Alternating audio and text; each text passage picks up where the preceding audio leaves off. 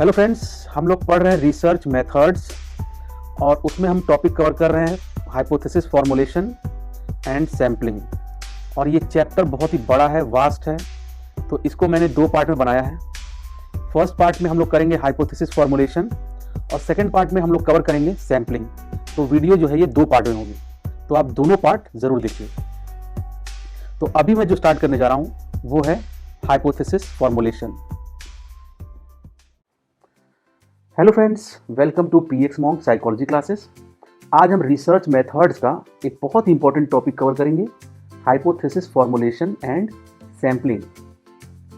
अगर आपने अभी तक हमारा चैनल सब्सक्राइब नहीं किया है तो जल्दी से कर लीजिए ताकि आपको लेटेस्ट अपडेट्स मिलते रहें। ये टॉपिक मैं इग्नू के मास्टर्स इन साइकोलॉजी के फर्स्ट ईयर से पढ़ा रहा हूँ। सब्जेक्ट का नाम है रिसर्च मेथड्स, सब्जेक्ट कोड है MPC 005 और आज हम पढ़ेंगे ब्लॉक 1 का यूनिट 4 और चैप्टर का नाम है हाइपोथेसिस फॉर्मुलेशन एंड सैम्पलिंग। तो चैप्टर स्टार्ट करने से पहले एक कॉन्टेक्स्ट के थ्रू पहले ये समझते हैं कि हाइपोथेसिस और सैम्पलिंग ये दोनों हैं क्या।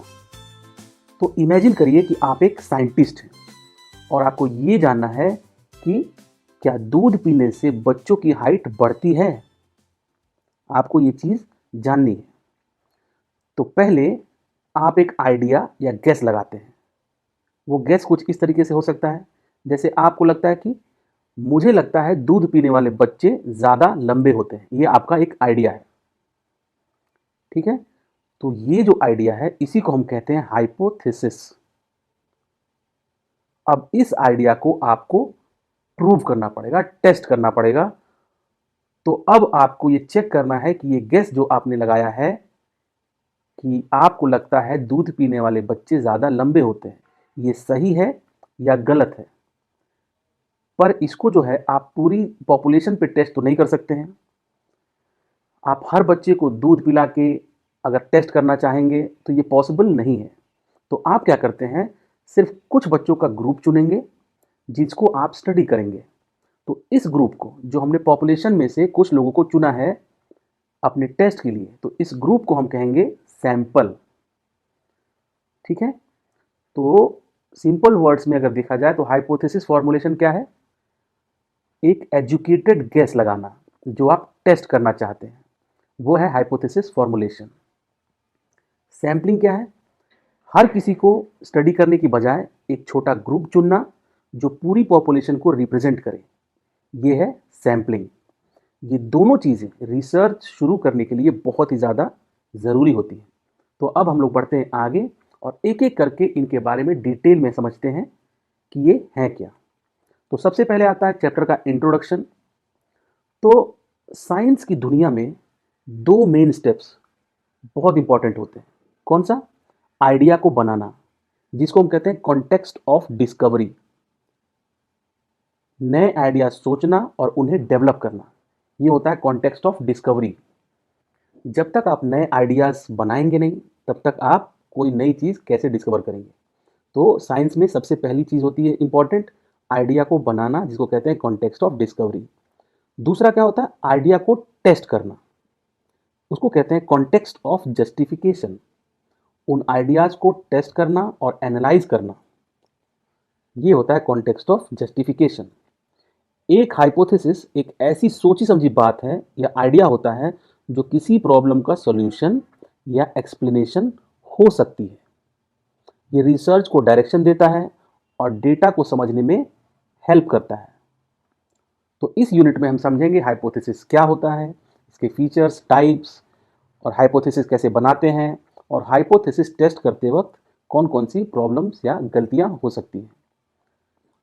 अब जो है, अगर आपको पूरे पॉपुलेशन को स्टडी करना हो तो वो काफ़ी महंगा भी होता है और टाइम कंज्यूमिंग भी हो सकता है। इसलिए रिसर्चर्स क्या करते हैं, सैम्पलिंग का यूज़ करते हैं, जिसमें एक छोटा सा ग्रुप होता है जिसको हम कहते हैं सैंपल। उनसे हम डेटा कलेक्ट करते हैं और वो ग्रुप जो होता है पूरे पॉपुलेशन को रिप्रेजेंट करता है।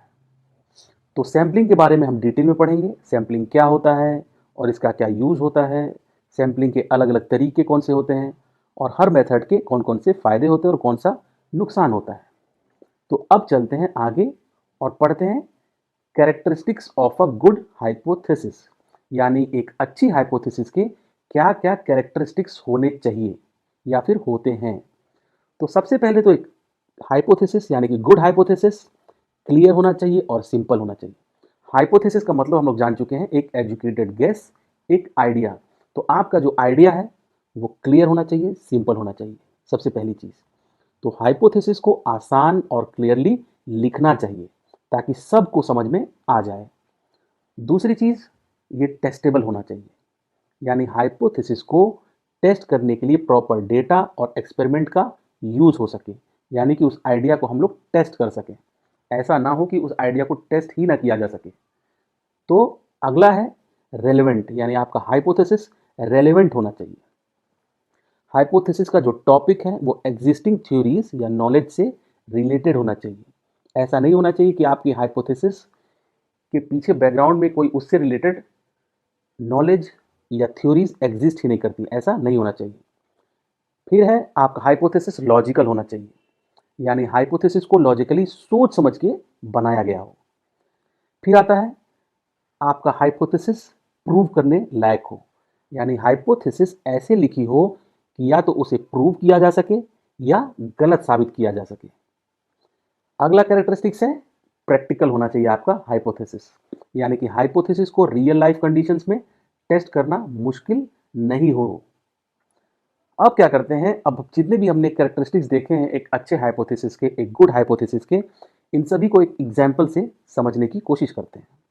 तो आपको हाइपोथेसिस भी समझ में आ जाएगा और इससे रिलेटेड कौन कौन से कैरेक्टरिस्टिक्स होते हैं ये भी समझ में आ जाएगा। तो एक हाइपोथेसिस लेते हैं हम लोग, यानी कि एक आइडिया। वो क्या होगा, जो बच्चे डेली 1 घंटा खेलते हैं उनका फोकस पढ़ाई में ज़्यादा अच्छा होता है। ये सिर्फ और सिर्फ एक हाइपोथेसिस है। अब इसको आपको प्रूव करना होता है, टेस्ट करना होता है, लेकिन अभी के लिए इस एग्जाम्पल में हम लोग एक हाइपोथेसिस बनाते हैं और उससे हम लोग characteristics of a good hypothesis समझते हैं।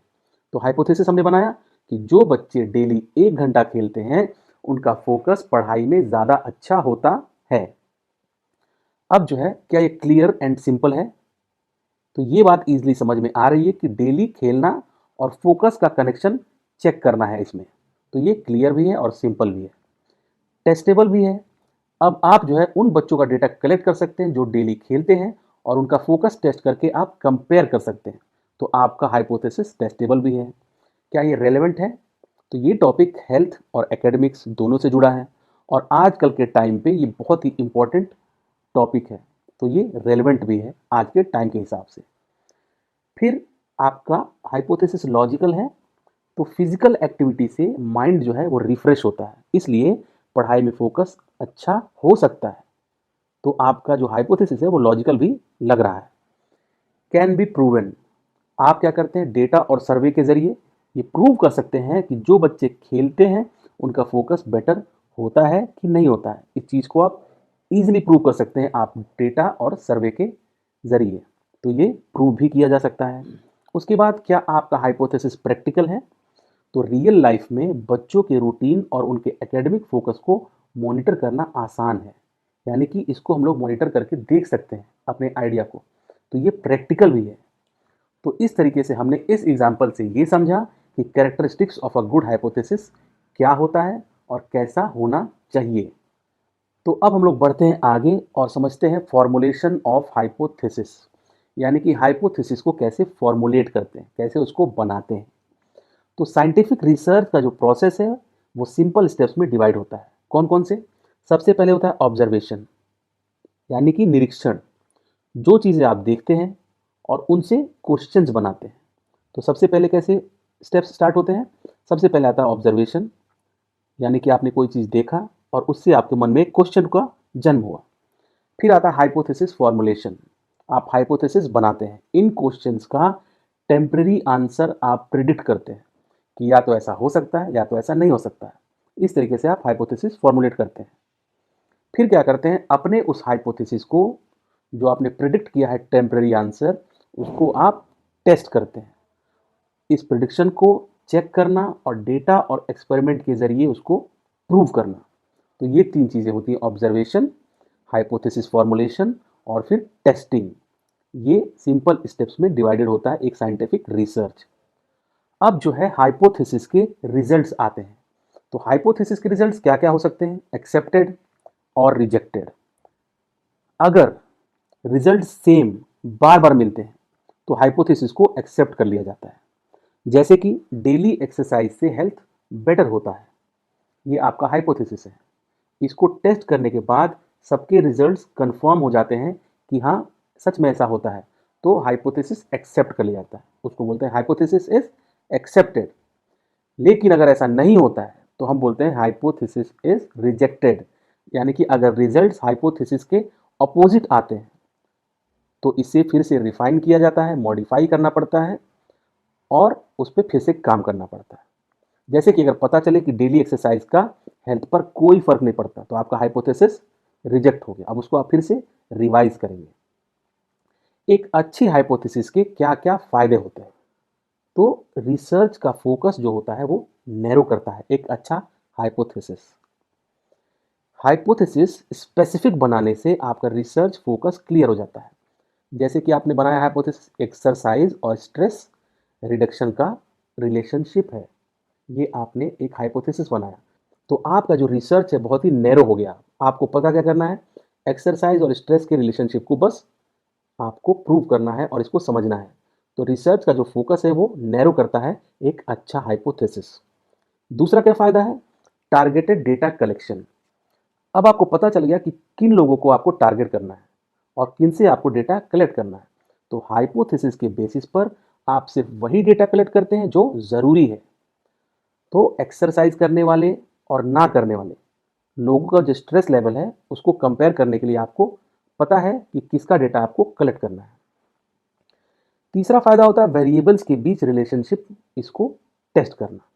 यानी हाइपोथेसिस बताता है कि कौन सा वेरिएबल जैसे कि एक्सरसाइज किस पर इफेक्ट डाल रहा है, यानी कि स्ट्रेस पर। तो वेरिएबल्स के बीच के रिलेशनशिप को हम समझ सकते हैं और उसको टेस्ट कर सकते हैं अगर एक अच्छा हाइपोथेसिस बन जाए तो। फिर रिजल्ट्स इंटरप्रिटेशन को गाइड करता है हाइपोथेसिस। तो क्लियर हाइपोथेसिस होने से रिजल्ट्स को समझना और कंक्लूड करना आसान हो जाता है। एक एग्जाम्पल से ये चीज़ें आप समझते हैं। मान लीजिए एक टीचर जो है वो पूछते हैं क्या दिन भर मोबाइल यूज़ करना स्टूडेंट्स की रीडिंग स्पीड पर असर डालता है? ये टीचर जो है पूछते हैं कि क्या दिन भर मोबाइल यूज़ करना स्टूडेंट्स की रीडिंग स्पीड पर असर डालता है?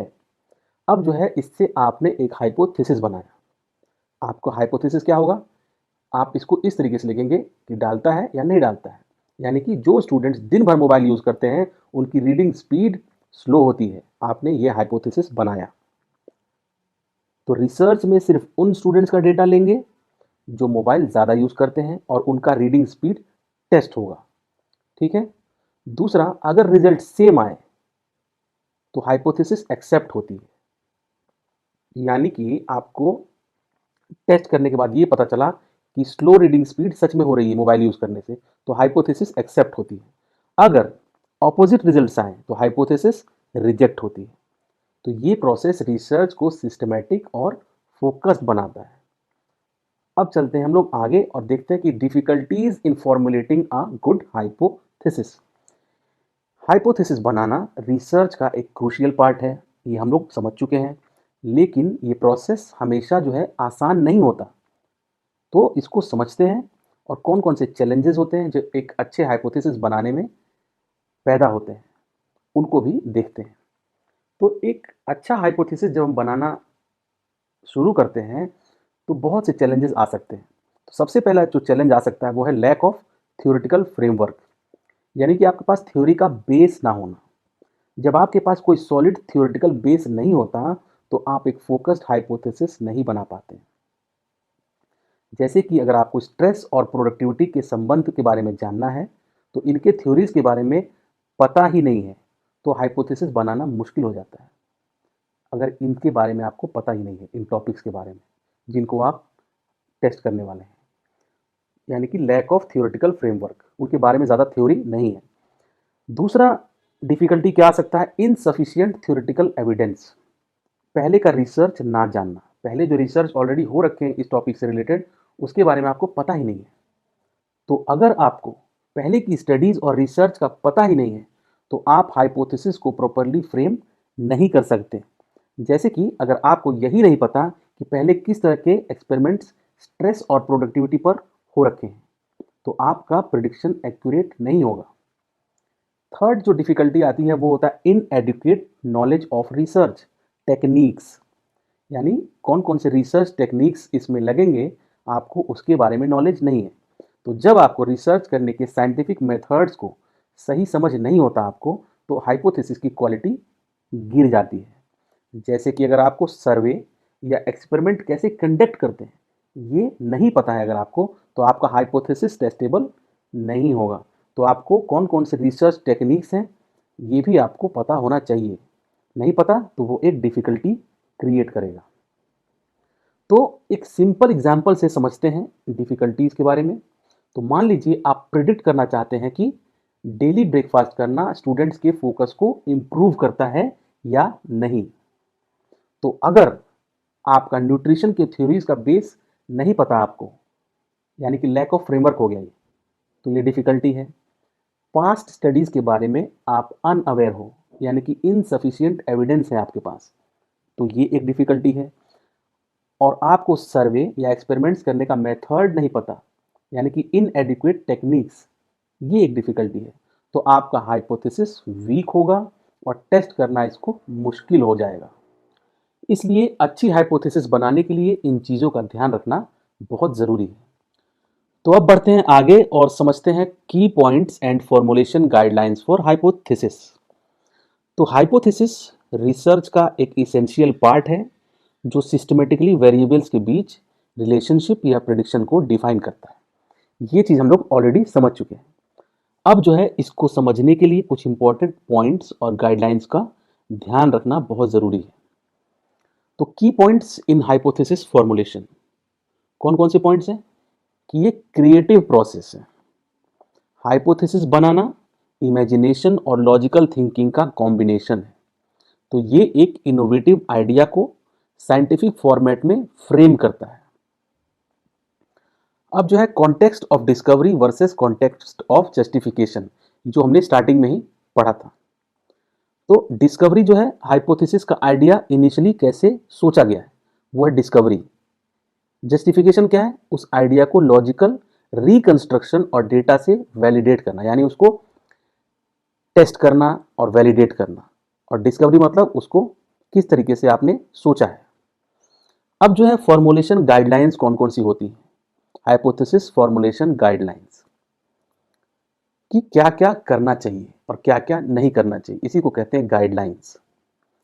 तो रिलेशनशिप और डिफरेंसेस इंडिकेट करना चाहिए इसमें, यानी कि हाइपोथेसिस वेरिएबल्स के बीच रिलेशनशिप या डिफरेंसेस को क्लियरली बताना चाहिए। ये एक पहली गाइडलाइन है, यानी कि वेरिएबल्स को प्रॉपरली डिफाइन करना चाहिए कि उनके बीच में क्या रिलेशनशिप है और क्या डिफरेंसेस है। दूसरा गाइडलाइन है ऑपरेशनल डेफिनेशंस यूज करना चाहिए।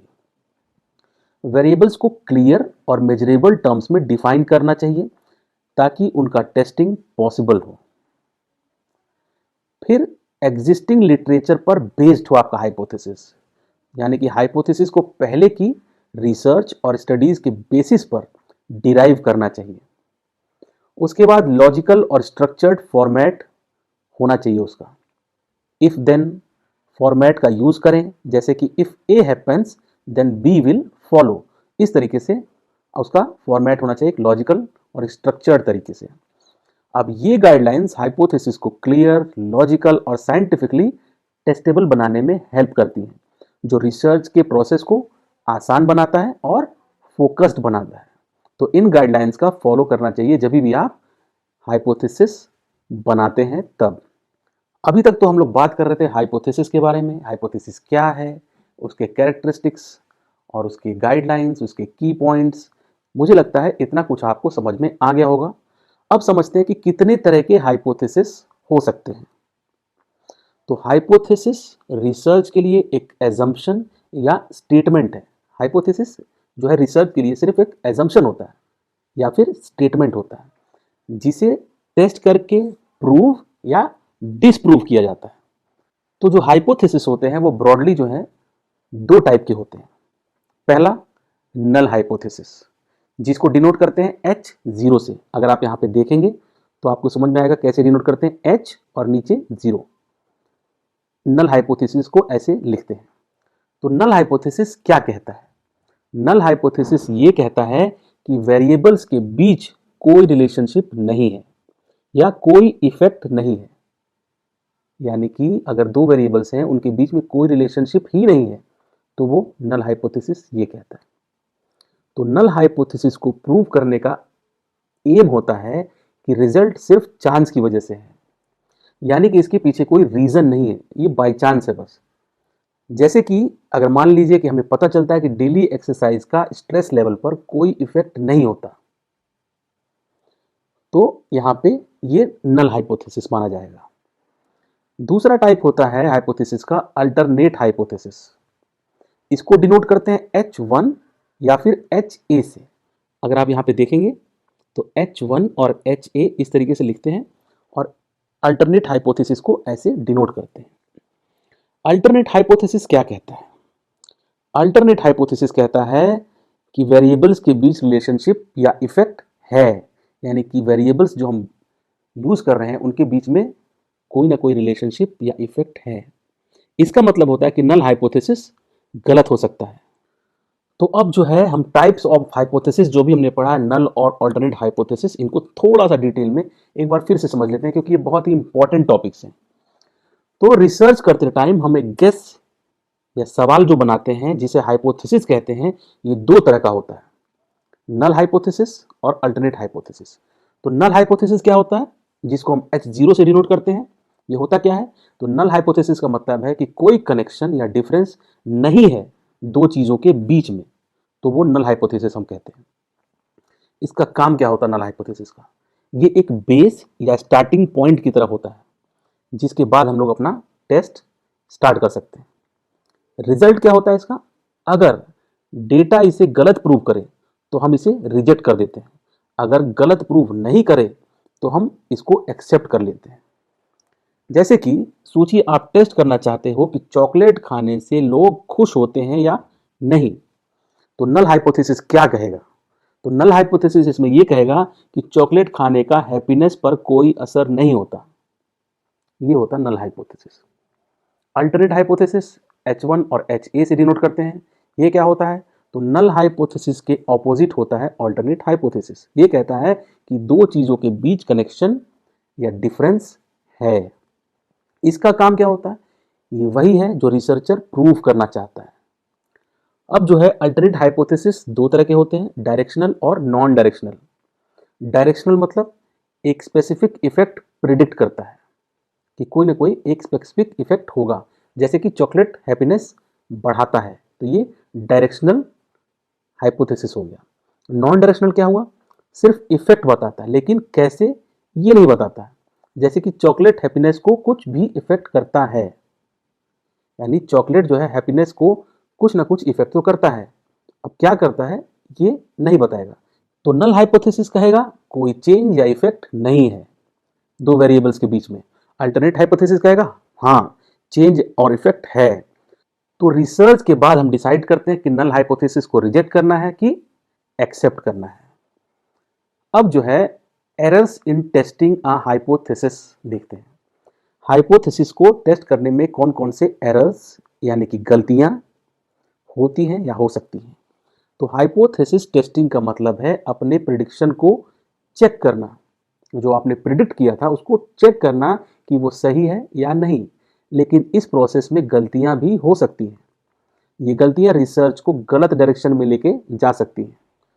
तो कौन कौन से एरर्स होते हैं हाइपोथेसिस टेस्टिंग में, वो देखते हैं। तो सबसे पहले कॉमन एरर्स, जो आम गलतियां होती हैं, जैसे कि आपने फॉल्टी सैंपलिंग की, यानी कि गलत सैंपल आपने ले लिया, गलत लोगों को आपने सेलेक्ट किया अपने सैंपल के लिए। तो अगर आप सैंपल यानी जो आपके पार्टिसिपेंट्स हैं गलत चूज करते हो तो रिजल्ट्स अनरिलायबल हो सकता है। जैसे कि सिर्फ एक टाइप के लोगों को आपने सर्वे किया जो रिसर्च के लिए रेलेवेंट नहीं है, तो आपका टेस्टिंग गलत होगा और आपका रिसर्च जो है गलत डायरेक्शन में चला जाएगा। दूसरा एरर क्या हो सकता है? इनएक्यूरेट डेटा कलेक्शन, जो डेटा आपका है वो आपने गलत कलेक्ट किया, तो डेटा कलेक्ट करते समय कोई मिस्टेक हो गई तो आपका एक्सपेरिमेंट गलत हो जाएगा। जैसे कि क्वेश्चनेयर में आंसर्स गलत रिकॉर्ड हो जाएं तो सब कुछ गलत हो गया। तो इनएक्यूरेट डेटा कलेक्शन भी एक तरह का एरर है। फिर फॉल्टी स्टडी डिज़ाइन, यानी गलत रिसर्च फ्रेमवर्क आपने बनाया, डिज़ाइन किया, यानी कि रिसर्च का जो स्ट्रक्चर है वो पुअर प्लानिंग की वजह से गलत हो। जैसे कि सर्वे में इंपॉर्टेंट क्वेश्चंस इंक्लूड ही नहीं किया आपने, तो फॉल्टी स्टडी डिज़ाइन एक तरह का एरर हो गया। फिर होता है रॉन्ग स्टैटिस्टिकल मेथड्स, यानी कि किस तरीके से कैलकुलेट करना है वो मेथड आपने गलत चुना। तो स्टैटिस्टिकल टूल्स का गलत इस्तेमाल किया आपने तो एरर आ सकता है। अगर लार्ज डेटा सेट के लिए रॉन्ग स्टैटिस्टिकल फॉर्मूला यूज़ किया आपने तो प्रॉब्लम हो सकती है आपके फाइंडिंग्स में। फिर इनकरेक्ट कंक्लूजन्स, यानी आप गलत नतीजे पे पहुंच जाते हैं। तो रिजल्ट्स को समझने में गलती करना, तो रिजल्ट जब आपकी समझ में नहीं आएगा आप उससे गलत कंक्लूजन ही निकालेंगे, तो ये भी एक तरीके का एरर होता है, इनकरेक्ट कंक्लूजन्स। तो दो तरह के जो है मेजर एरर्स होते हैं, यानी कि सबसे बड़ी गलतियां, सबसे इंपॉर्टेंट गलतियां जो होती हैं वो दो तरह की बोली गई हैं। सबसे पहले को बोला गया टाइप 1 एरर और दूसरी होती है टाइप 2 एरर। टाइप 1 एरर कब होता है? जब आप एक ट्रू हाइपोथेसिस को रिजेक्ट कर देते हैं। फिर से सुनिएगा, एक ट्रू हाइपोथेसिस को आप जब रिजेक्ट कर देते हैं तो उस टाइप की गलती को बोलते हैं टाइप 1 एरर या फॉल्स पॉजिटिव। क्या बोलते हैं? False positive. इसका क्या इंप्लीकेशन होता है? कुछ ऐसा सिग्निफिकेंट बताते हो जो रियलिटी में एग्जिस्ट नहीं करता। जैसे कि एक मेडिसिन को इफेक्टिव बोल देना जो असल में काम नहीं करती। आपने एक मेडिसिन बनाया, उसको आपने टेस्ट किया, वो इफेक्टिव नहीं है, फिर भी आपने बोल दिया, लास्ट में आपने लिख दिया, ये प्रूव किया कि ये काम करती है मेडिसिन, जबकि रियलिटी में वो काम नहीं करती, इफेक्टिव ही नहीं है, तो आपने गलत किया। तो इस टाइप की गलती को बोलते हैं टाइप 1 एरर या फॉल्स पॉजिटिव। तो जब एक ट्रू हाइपोथेसिस को आप रिजेक्ट कर देते हो तो उसको बोलते हैं टाइप 1 एरर या फॉल्स पॉजिटिव। दूसरा एरर होता है टाइप 2 एरर, उसको बोलते हैं फॉल्स नेगेटिव। जब आप एक फॉल्स हाइपोथेसिस को एक्सेप्ट कर लेते हैं। इसका इम्प्लीकेशन क्या होता है? एक इंपॉर्टेंट चीज को मिस कर देते हो आप जो रियलिटी में एग्जिस्ट करती है, यानी कि एक मेडिसिन को इनइफेक्टिव बोल देना जो असल में काम करती है। तो हमने देखा टाइप 1 में आपने क्या किया, एक मेडिसिन है, ठीक है, उसको आपने बोला कि ये काम करती है, जबकि वो काम नहीं करती थी अच्छे से, तो वो टाइप 1 एरर हो गया। अब जो है वो मेडिसिन काम ही नहीं करती, वो इनइफेक्टिव मेडिसिन है, लेकिन आपने बोला कि ये असल में सच में काम करती है, यानी आपने फिर से गलत स्टेटमेंट दिया। तो जब वो इनइफेक्टिव है और आपने बोला कि वो इफेक्टिव है तो वो फॉल्स नेगेटिव हो गया, यानी टाइप 2 एरर हो गया। ठीक है, अब जो है थोड़ा सा कंफ्यूजन मुझे लगता है आपको होगा, तो अब उसको दूर करते हैं एक एग्जाम्पल से। तो मान लो एक स्कूल प्रिंसिपल चेक करते हैं कि क्या टीचर्स ने होमवर्क चेक किया है या नहीं। ठीक है, स्कूल के प्रिंसिपल ये चेक करते हैं कि क्या टीचर्स ने होमवर्क चेक किया है या नहीं। तो इसमें दो तरह के एरर्स कैसे होंगे, टाइप 1 और टाइप 2 एरर। तो टाइप 1 एरर कब होगा, यानी कि फॉल्स पॉजिटिव टाइप 1 एरर कब होगा? प्रिंसिपल कहते हैं कि टीचर ने होमवर्क चेक नहीं किया, जबकि उन्होंने चेक कर लिया था। ठीक है, तो ये हो गया टाइप 1 एरर, यानी कि यहाँ पे प्रिंसिपल जो है वो गलत है। वो कहते हैं कि टीचर ने होमवर्क चेक ही नहीं किया, जबकि टीचर्स ने होमवर्क चेक किया था। तो ये टाइप 1 एरर और फॉल्स पॉजिटिव होगा। अब जो है प्रिंसिपल कहते हैं कि टीचर ने होमवर्क चेक कर लिया है, जबकि टीचर्स ने होमवर्क चेक ही नहीं किया, तब होगा टाइप 2 एरर। अब जो है ये दोनों एरर्स गलत कंक्लूजन तक ले जाते हैं, इसलिए रिसर्च में इन्हें अवॉइड करना बहुत ज़रूरी है। अब बढ़ते हैं आगे और समझते हैं importance of hypothesis formulation. Hypothesis formulation research का एक फाउंडेशन स्टेप है जो पूरा प्रोसेस क्लियर और फोकस्ड बनाता है। इसका इंपॉर्टेंस समझने के लिए ये पॉइंट्स को देखिए और समझिए जो बहुत ज़रूरी है। तो सबसे पहले ये एक डायरेक्शन देता है, प्रोवाइड्स डायरेक्शन। हाइपोथेसिस जो है वो एक डायरेक्शन प्रोवाइड करता है।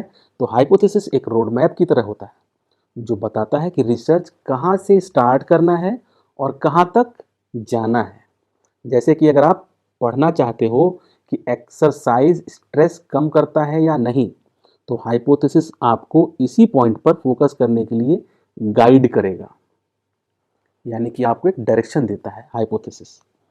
दूसरा, इसका इंपॉर्टेंस ये है कि इंश्योर करता है कि फोकस, ये रैंडम एक्सप्लोरेशन को अवॉइड करता है और स्पेसिफिक ऑब्जेक्टिव डिफाइन करता है, यानी कि आपको कहाँ फोकस करना है वो डिफाइन करता है। मतलब आप रिसर्च में इधर उधर भटकने की बजाय एक क्लियर गोल पर काम करते हो। थर्ड, इसका इंपॉर्टेंस ये है कि ये लिंक्स थ्योरी एंड प्रैक्टिस, यानी थ्योरेटिकल कॉन्सेप्ट को प्रैक्टिकल इन्वेस्टिगेशन से जोड़ता है। चौथा, इसका इंपॉर्टेंस है कि ये नॉलेज ऐड करता है, एड्स टू नॉलेज। जो अभी नॉलेज है उसमें और ज़्यादा नॉलेज ऐड करता है। तो रिसर्च के एंड में हाइपोथेसिस नए फैक्ट्स और डिस्कवरीज वैलिडेट करने में हेल्प करता है।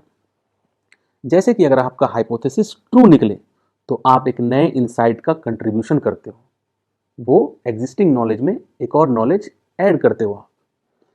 तो अगला जो इंपॉर्टेंस है इसका वो है simplifies data collection. Data collection को सिंप्लीफाई करता है। कैसे? तो हाइपोथेसिस रेलिवेंट डेटा और वेरिएबल्स आइडेंटिफाई करने में हेल्प करता है, जिससे एफिशिएंट एनालिसिस होता है। जैसे कि अगर हाइपोथेसिस कहता है कि डाइट एक्सरसाइज के साथ ज़्यादा इफेक्टिव होता है, तो आप डेटा सिर्फ डाइट और एक्सरसाइज से रिलेटेड ही कलेक्ट करेंगे। तो आपका डेटा कलेक्शन को क्या करता है? सिंप्लीफाई करता है। अगला इसका इंपॉर्टेंस है कि इन्हेंसेस रिजल्ट्स। ये इंश्योर करता है कि आपके कंक्लूजन्स मीनिंगफुल और अंडरस्टैंडेबल हो। तो जैसा कि गोडे एंड हैट ने कोट किया है, without hypothesis formulation research becomes unfocused and lakhs clear meaning. इसलिए हाइपोथेसिस का फॉर्मुलेशन रिसर्च को लॉजिकल, सिस्टमैटिक और इम्पैक्टफुल बनाता है। अब मुझे लगता है आपको हाइपोथेसिस के बारे में काफी कुछ समझ में आ गया होगा। तो उम्मीद करता हूं कि आपको हाइपोथेसिस फॉर्मुलेशन अच्छे से समझ में आ गया होगा। अगर आपको इसके नोट्स चाहिए, इसके क्वेश्चन पेपर्स चाहिए या फिर किसी भी तरीके का कोई भी सपोर्ट चाहिए, तो आप मुझे कमेंट में पूछ सकते हैं, मैं आपको जरूर बताऊंगा। Thank you for listening me so carefully and giving your precious time. Thank you from px mom.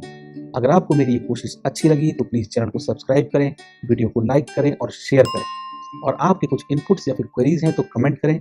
आपके इनपुट्स और फीडबैक से ही हम अपनी इस कोशिश में और इम्प्रूवमेंट ला सकते हैं। So keep listening, keep learning. See you in our next video. Thank you very much.